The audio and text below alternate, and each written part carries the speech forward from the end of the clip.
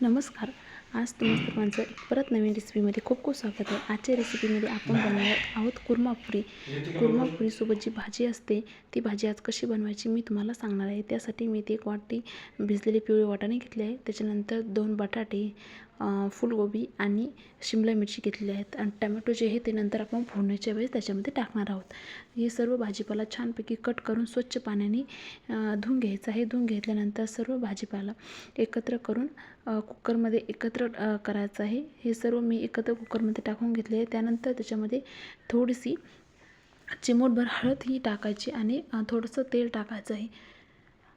तेल टाकल्यानंतर याची कमी गॅसवरती फक्त 1 शिट्टी काढायची आहे, जेणेकरून हा खूप जास्तही शिजला नाही पाहिजे आणि खूप कमीही शिजला नाही पाहिजे. आता हे सर्व मी कुकरमध्ये टाकून याला गॅसवरती ठेवून याची छानशी शिट्टी काढून घेतलेली आहेत आणि याच्यामध्ये तेल अवश्य टाका, जेणेकरून भाजीची 1 शिट्टी देताना जे आपलं हळद राहते त्याच्यामध्ये खूप छान प्रकारे मिक्स होऊन त्याला एक छानसा कलर येतो. आता कमी गॅसवरती एक छान शिट्टी काढून घेतली. त्यानंतर आपण इकडे मसाल्याची तयारी करूया. मसाल्यामध्ये शक्यतो होत आहे पण तुम्ही इथं ओलंही नारळ घ्यायचं. ओल्या नारळाने खूप छान टेस्ट येते. त्याच्यानंतर मी ते शेंगदाणे, लसूण आणि कोथिंबीर असे सर्व एकत्र करून घेतलेले आहेत.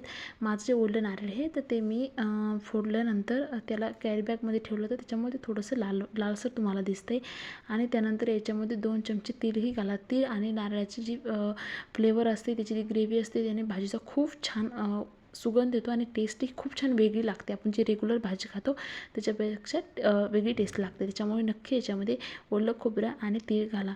आता इकडे आपण मसाल्याची फोडणीची तयारी करूया. त्यासाठी मी 2 चमचे तेल घेतलं आहे. त्याच्यामध्ये जिरे टाकायचे.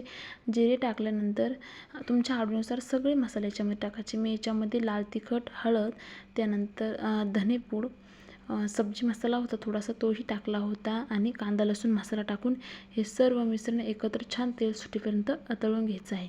आणि हा मसाला छान असं तेलामध्ये तळला. त्याच्यानंतर आपण जे मसाला पेस्ट बनवली आहे खोबऱ्याची, लसूण, त्याच्यानंतर तीळ वगैरे जे टाकून शेंगदाणे टाकून ते बनवले, ते नंतर याच्यामध्ये घालून एकदम कमी गॅसवरती याला तेल सुटेपर्यंत परतून घ्यायचं आहे.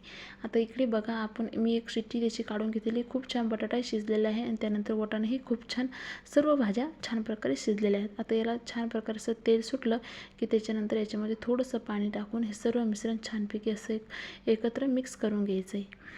मिक्स करून परत त्याला फुल गॅसवरती थोडीशी उकळी काढून घ्यायची आहे आणि उकळी काढल्यानंतर आपल्या ज्याही भाज्या आपण तळल्या आहेत त्या सर्व भाज्या याच्यामध्ये थोड्या थोड्या करून घालून घ्यायच्या आहे आणि सर्व मिश्रण एकत्र छानपैकी मिक्स करून घ्यायचं आहे.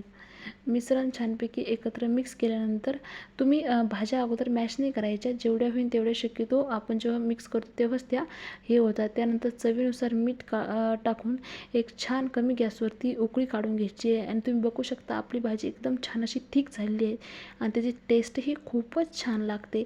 एकदा ही रेसिपी नक्की करा आणि ही भाजी जेव्हाही तुम्ही बनवसाल ही छानपैकी पुऱ्यासंग खा. पुरी आणि ही भाजीचं कॉम्बिनेशन खूपच छान लागतं. तुम्ही कोल्हापूरमध्ये एखाद्या वेळेस आला असं तिथे कुर्मापुरी भेटते. तशीच व्हिडिओ आवडला लाईक करा आणि नक्की सबस्क्राईब करा. थँक्यू.